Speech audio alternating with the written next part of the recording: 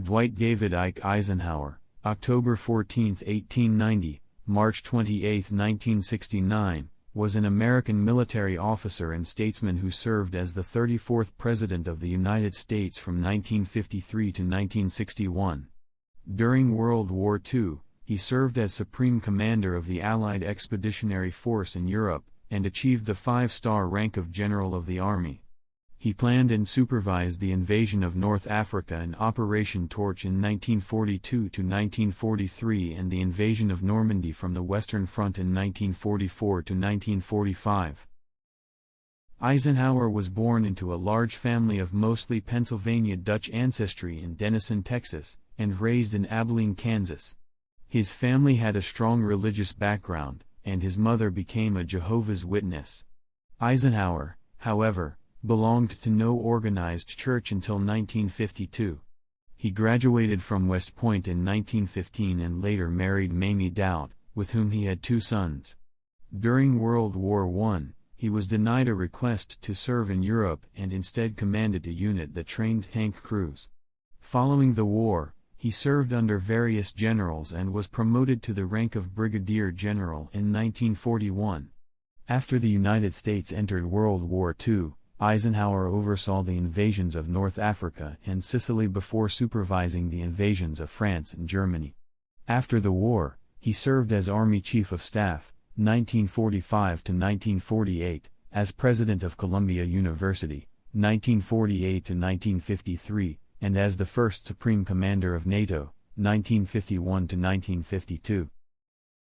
In 1952, Eisenhower entered the presidential race as a Republican to block the isolationist foreign policies of Senator Robert A. Taft, who opposed NATO and wanted no foreign entanglements. Eisenhower won that election and the 1956 election in landslides, both times defeating Adlai Stevenson II. Eisenhower's main goals in office were to contain the spread of communism and reduce federal deficits. In 1953, he considered using nuclear weapons to end the Korean War, and may have threatened China with nuclear attack if an armistice was not reached quickly. China did agree and an armistice resulted, which remains in effect. His New Look policy of nuclear deterrence prioritized inexpensive nuclear weapons while reducing funding for expensive army divisions. He continued Harry S. Truman's policy of recognizing Taiwan as the legitimate government of China, and he won congressional approval of the Formosa Resolution. His administration provided major aid to help the French fight off Vietnamese communists in the First Indochina War. After the French left, he gave strong financial support to the new state of South Vietnam. He supported regime-changing military coups in Iran and Guatemala orchestrated by his own administration.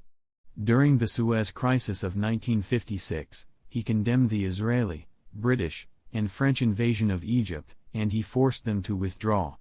He also condemned the Soviet invasion during the Hungarian Revolution of 1956 but took no action.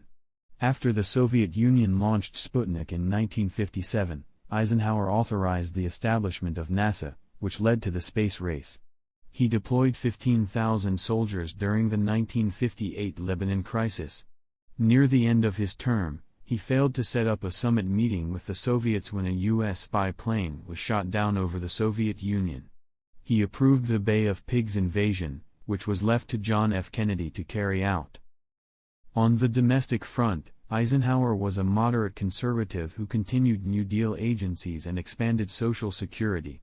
He covertly opposed Joseph McCarthy and contributed to the end of McCarthyism by openly invoking executive privilege. He signed the Civil Rights Act of 1957 and sent Army troops to enforce federal court orders which integrated schools in Little Rock, Arkansas. His largest program was the interstate highway system. He promoted the establishment of strong science education via the National Defense Education Act. His 2 terms saw unprecedented economic prosperity except for a minor recession in 1958. In his farewell address to the nation, he expressed his concerns about the dangers of massive military spending, particularly deficit spending in government contracts to private military manufacturers, which he dubbed the military-industrial complex. Historical evaluations of his presidency place him among the upper tier of American presidents.